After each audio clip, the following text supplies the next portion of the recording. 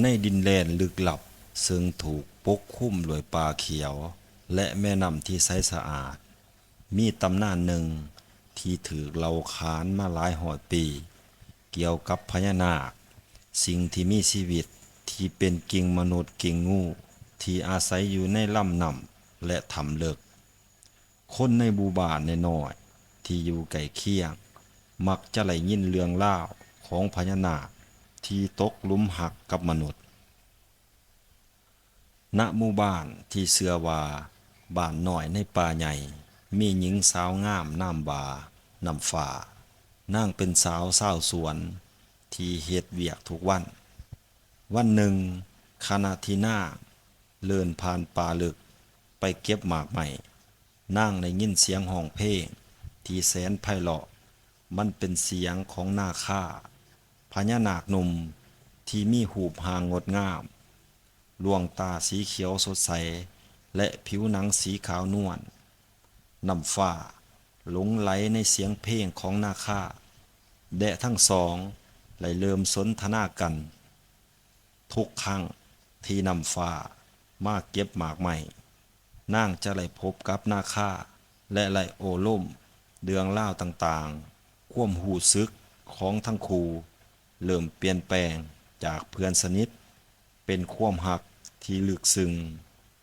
น้ำฟ้าและนาคาต่างหูซึกว่าพวกเขาได้พบกับความหักที่ลึกซึ้งที่มาเติมเต็มเครื่องชีวิตที่หายไป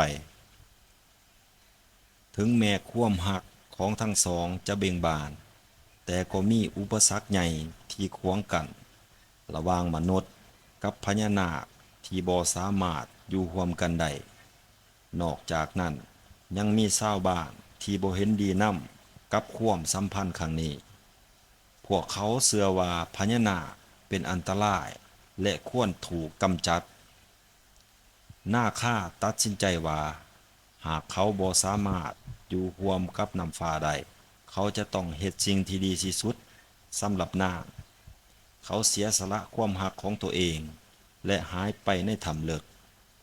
นำฟ้าเจ็บปวด แต่เข้าใจในความตั้งใจของนาคานางตัดสินใจจะใส่ชีวิตต่อไปด้วยความทรงจำที่ดีของพญานาคผู้เป็นที่หักเวลาผ่านไป